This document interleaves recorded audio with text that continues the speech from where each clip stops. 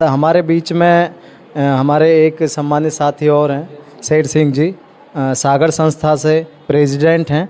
तो मैं उनसे जानना चाहूँगा कि आज सरकार तमाम स्कीमें लाइब्रेरी के लिए चला रही हैं और बहुत सारी लाइब्रेरियां सरकार के द्वारा खोली भी जाती हैं। तो क्या नौबत आन पड़ी कि यहाँ पर जो बहुजन समाज के ये युवा हैं, इन्होंने इस लाइब्रेरी को खोला है, क्योंकि सरकार फ्री में एजुकेशन देने का काम कर रही है, तमाम सुविधाएं दे रही है, बुक्स फ्री दे रही है। आखिरकार इस लाइब्रेरी का उन लाइब्रेरियों से क्या अलग महत्व है, ये बताने का प्रयास हमारे दर्शकों को करें। सबसे पहले मैं जहाँ की जो टीम है, नौजवानों की टीम है, जिन्होंने सावित्रीबाई फूले पुस्तकालय की फाउंडेशन रखी है, मैं उनको बहुत बहुत बधाई देता हूँ। शिक्षा के क्षेत्र में हम पछड़ रहे हैं और हमको शिक्षा से आगे बढ़ना है। बाबा साहब का सपना था कि जब हमारा समाज शिक्षित हो जाएगा, सशक्त हो जाएगा, तो ये ऊंच नीच का चक्कर, जातिवाद का चक्कर, ये अपने आप ही ख़त्म हो जाएगा। शिक्षा जो है पहली सीढ़ी है जो जातिवाद को तोड़ती है। सर, बीच में रोक रहा हूँ, मैं माफ़ी चाहता हूँ।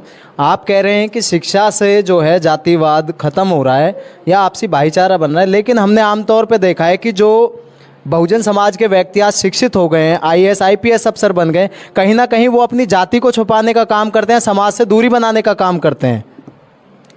इसके बारे में मैं तो एक ही बात कहूँ, मैं भी ऑफिसर हूँ, बहुत सीनियर लेवल पे रिटायर हुआ हूँ। मेरे जितने साथी हैं सारे शिक्षा के ऊपर, सारे समाज के लिए काम कर रहे हैं। और मैं समाज को आज एक बात कहना चाहता हूँ कि हमको लाइब्रेरियों की ज़रूरत क्यों पड़ रही है। पहली बात मैं कहूँ कि हमारे घरों में बच्चों के पढ़ने के लिए सही से जगह नहीं होती। बहुत सारे जो महापुरुष हैं हमको कहते सुनते हैं कि वो गलियों में पढ़ते रहे, लाइट में पढ़ते रहे, स्ट्रीट लाइट में पढ़ते रहे। यहाँ की टीम ने जहाँ ये सुविधा दी है हमारे समाज को कि वो जहाँ बैठ के पढ़ सकते हैं, उनको सुविधा मिलेगी, लाइट मिलेगी, पखा मिलेगा, बुक्स मिलेगी, पूरा इन्वायरमेंट मिलेगा। जब बच्चे को इन्वायरमेंट मिलता है, बच्चा शिक्षा में आगे जाता है। ये इसलिए लाइब्रेरी का होना बहुत ज़रूरी है। सर, जो बहुत सारे साथी पढ़ते हैं, अच्छी अच्छी पढ़ाई करके अच्छी अच्छी पोस्टों पे होते हैं, लेकिन वो समाज के बारे में नहीं सोचते हैं, तो उनके लिए आपका क्या संदेश है? मैं अपील करता हूँ सभी लोगों को कि हम ये मान के चलते हैं कि हमारा समाज ये अगर 10% टाइम, 10% मनी और 10% अपना जितना भी कीमती हुआ है वो दे समाज को, समाज ऊपर उठ जाएगा। ये बहुत सच है कि बहुत सारे समाज के जो बुद्धिजीवी लोग हैं समाज में काम कर रहे हैं और पढ़े लिखे लोग काम कर रहे हैं। पहले के ज़माना था, जब कांशीराम का ज़माना था, उस समय अनपढ़ लोग थे, जो लेबर क्लास थी, वो उनका ज़्यादा साथ देती थी। आज हम जगह जगह देखते हैं पढ़े लिखे लोगों के हाथ में ये मूवमेंट आ गई है। जब मिडिल क्लास इसकी लीड करता है तो कोई भी मूवमेंट पीछे नहीं हटती, वो मूवमेंट आगे बढ़ती है। ये बहुजन समाज बहुत जल्दी सशक्त होगा, मजबूत होगा और इसके लिए हमको और अग्रेसिव जो है एफर्ट्स करने होंगे। जैसे हम देखते हैं, बहुत सारे साथियों से हम सुनते हैं, और वैसे भी गवर्नमेंट की जो नीतियां हैं वो सही नहीं हैं। जैसे नीति है, एक हम बताएं आपको कि हमारे जो बच्चे पढ़ते हैं उनकी फैमिली जो एनुअल इनकम होती है उनका 2.5 लाख का है। उनकी जो एनुअल इनकम है 2.5 लाख होनी चाहिए। पर जो वीकर सेक्शन है, इकोनॉमिकली वीकर सेक्शन है, उनकी 8 लाख होनी चाहिए। जब हमारा संविधान कहता है कि सब बराबर हैं, उनके गरीब और हमारे गरीब बराबर क्यों नहीं है? हमारे गरीब भी बराबर है, उनकी भी 8 लाख होनी चाहिए, या उनकी भी 2.5 लाख होनी चाहिए, दोनों का बराबर होना चाहिए। दूसरी एक बात जो है बहुत ही इम्पॉर्टेंट है, हमारा जो एजुकेशन है, हमारे बच्चों के लिए जो स्कॉलरशिप है वो सांस की नली है। बिना स्कॉलरशिप के हमारे बच्चे आगे बढ़ नहीं सकते। अभी गवर्नमेंट ने एक नई स्कीम बनाई है जिनको नई स्कॉलरशिप स्कीम बोलते हैं। उसमें सेंट्रल गवर्नमेंट ने क्या कर दिया, पहले 100% जो स्कॉलरशिप था वो हमारे बच्चों को सेंट्रल गवर्नमेंट देती थी। अभी क्या कर दिया इन्होंने, 40-60 के बीच में बांट दिया। इन्होंने कह दिया कि 40% स्टेट देगा, 60% हम सेंटर वाले देंगे। जो हम 20-21 का आंकड़ा देख रहे थे तो उसमें 17 स्टेट ऐसी हैं जिनको सेंट्रल गवर्नमेंट ने पैसा नहीं दिया। उसका कारण है कि हमारे लोगों को स्कॉलरशिप नहीं मिला, उससे बहुत सारे बच्चों ने एजुकेशन छोड़ दी, बीच में छोड़ दी। अगर ये पॉलिसी ठीक होगी नहीं होएगी तो हमारे बच्चों को नुकसान होगा।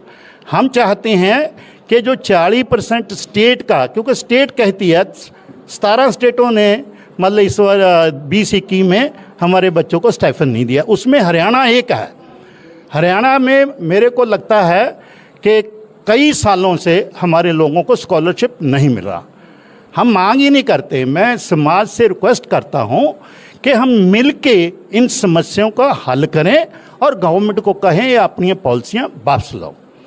तीसरी बात मैं कहूँगा, जो हमारे टीचर लोग हैं, पहली बात जहां हरियाणा में 36,000 पोस्टें खाली पड़ी हैं टीचरों की।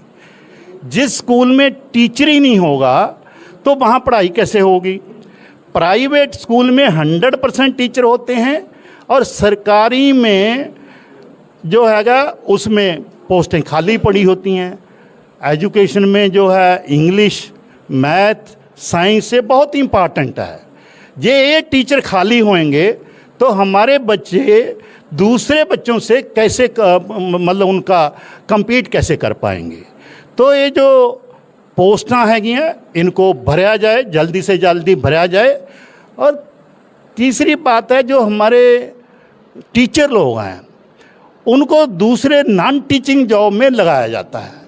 उनको तो पढ़ने के लिए बोलना चाहिए, बच्चों को पढ़ाएं हो, उनका काम है पढ़ाने की। जो एजुकेशन पॉलिसी आई है वो बहुत क्लियरली लिखा हुआ है कि हम टीचरों से दूसरे कामों के लिए, दूसरी एक्टिविटी के लिए उनको काम नहीं देंगे। पर आज हम देख रहे हैं जितने भी टीचर हैं वो नॉन टीचिंग एक्टिविटी में इन्वॉल्व है। इसमें हमारे समाज का नुकसान हो रहा है। आखिरी बात मैं कहूँ, गवर्नमेंट ऑफ इंडिया ने एजुकेशन पॉलिसी बनाई है। जो एजुकेशन पॉलिसी है वो ना तो पार्लियामेंट में डिस्कस हुई है, ना वो स्टेट में डिस्कस हुई, स्टेटों में डिस्कस हुई है। ये जो एजुकेशन है एक साझा मसला है, मतलब यह एक कॉमन हो है जिसमें स्टेट और सेंटर मिलके पॉलिसी बनाएंगे। इसमें सेंटर तो इन्वॉल्व है ही नहीं, पार्लियामेंट में डिस्कशन हुआ नहीं, फिर आपने एजुकेशन पॉलिसी इम्प्लीमेंट करती। इम्प्लीमेंट करने से पहली बात ये हुई कि इसमें रिजर्वेशन ख़त्म कर दी। अगर हमारे लोगों के पास रिजर्वेशन नहीं होगी तो कैसे आगे बढ़ेंगे। टीचर नहीं होंगे, स्टूडेंट नहीं होंगे तो फिर कैसे होगा।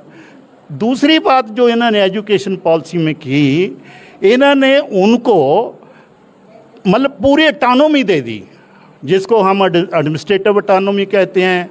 और जो है सिलेबस जो वो करते हैं वो कारिकुलम की ऑटोनॉमी दे दी। कहने का मीनिंग एकेडमिक और एडमिनिस्ट्रेटिव ऑटोनॉमी देने से और फाइनेंशियल ऑटोनॉमी देने से जो इंस्टीट्यूट है उनको फुल राइट हो गए, किसको एडमिशन देनी है, किसको टीचर रखना है और किसको कौन सा सब्जेक्ट पढ़ने के लिए देना है। इससे हमारा समाज बहुत पीछे जाने वाला है। तीसरी बात मैं कहूँ कि पूरी एजुकेशन सिस्टम जो है, जो इन्होंने पॉलिसी बनाई है, वो प्राइवेटाइजेशन हो रहा है। उसका प्राइवेटाइजेशन का मतलब कमर्शियलाइजेशन एजुकेशन का होगा। हमारी जो एजुकेशन है हम उसमें बहुत बुरी तरह पसड़ेंगे। और मैं चाहता हूँ कि हमारी संस्था चाहती है हमारे समाज, सभी समाज के जो संगठन हैं एकजुट हों और इन पॉलिसियों को रिवर्स करें। जय भीम, नमो बुद्धाय।